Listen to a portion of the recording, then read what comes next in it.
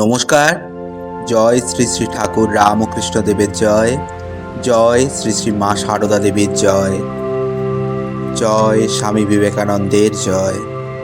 আজ শুরু করি শিশুদের স্বামী বিবেকানন্দ থেকে পাঠ। আজকের পর্ব সপ্তর্ষি মণ্ডল। ওই যে 7 জন ঋষি বসে আছেন, ওরা ভগবানকে ডাকছেন, ধ্যান করছেন। কোত্থেকে সেখানে একটি ছেলে এলো।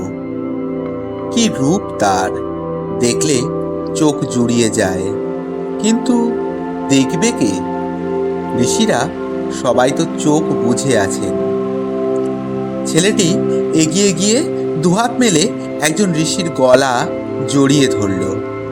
কত আদর করে তাকে ডাকতে লাগলো, যাতে তার ধ্যান ভাঙে। অনেকক্ষণ ডাকার পর ঋষি চোখ মেলে চাইলেন। ছেলেটিকে দেখে খুব আনন্দ পেলেন।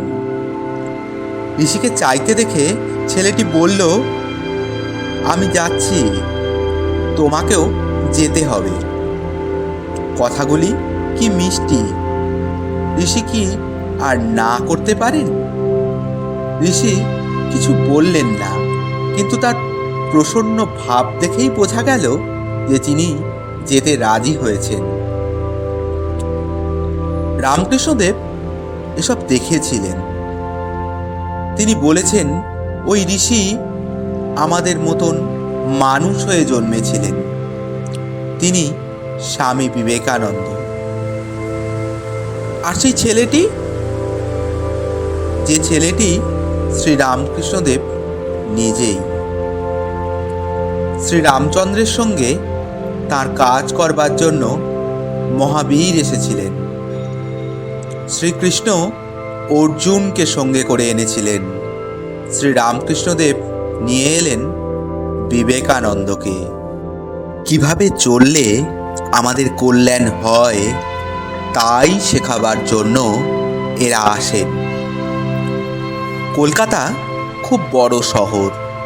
তার একটা পাড়ার নাম সিমলে। 100 বছর আগের কথা। সেই পাড়ায় একটি বাড়িতে ভুবনেশ্বরী শিব পুজো করছেন। শিব ঠাকুরের পুজো করে প্রতিদিন প্রণাম করবার সময় বলেন, শিব ঠাকুর, কোলে একটি ছেলে দাও। তার কয়েকটি মেয়ে হয়েছে, কিন্তু একটু ছেলে না হলে কি চলে? তাই ছেলের জন্য প্রতিদিন শিব পুজো করেন। আর কাশীতে বীরেশ্বর শিবের কাছে প্রত্যহ পুজো দেওয়ার জন্য এক বৃদ্ধা আত্মীয়কেও বলে রেখেছেন।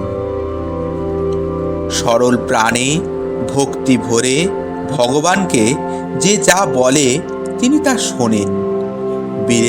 ভুবনেশ্বরীর কথাও শুনলেন। 1863 খ্রিস্টাব্দের 12ই জানুয়ারি খুব সকালে তাঁর একটি ছেলে হলো। সেদিন পৌষ সংক্রান্তি। পাড়ার মেয়েরা গঙ্গা স্নান করতে বেরিয়েছে। ভুবনেশ্বরীর বাড়িতে শাঁখ বাজছে শুনে সকলে ছেলে দেখতে ছুটে এলো। সেই ছেলেটিই পরে বিশ্ববিখ্যাত স্বামী বিবেকানন্দ হয়েছিলেন।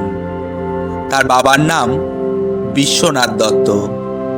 বিশ্বনাথ আইনজীবী ছিলেন। অনেক টাকা রোজগার করতেন, খরচও করতেন দুহাতে। দাস দাসী, গাড়ি ঘোড়া, বাড়ি জমজম করত।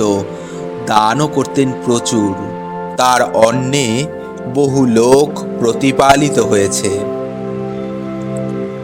বিশ্বনাথের পিতা দুর্গাচরণ দত্ত বিশ্বনাথের জন্মের পরই বাড়ি ছেড়ে চলে যান।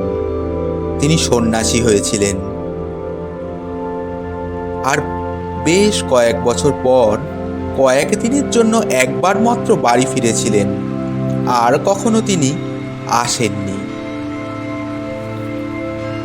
বীরেশ্বর শিবের বলে ছেলে পেয়েছেন বলে মা তার নাম রাখলেন বীরেশ্বর। এত বড় নাম ধরে কি কেউ ছোট ছেলেকে ডাকে? বাড়িতে সবাই তাই তাকে বলে বিলে। কিছুদিন পর অন্নপ্রাশন হলো। তখন তার নাম হলো নরেন্দ্রনাথ দত্ত। তবে সবাই বিলেতেই বলতে লাগলো। ছেলেবেলায় বিলে বড় দুরন্ত ছিল। কি দুরন্তপনা বাপরে!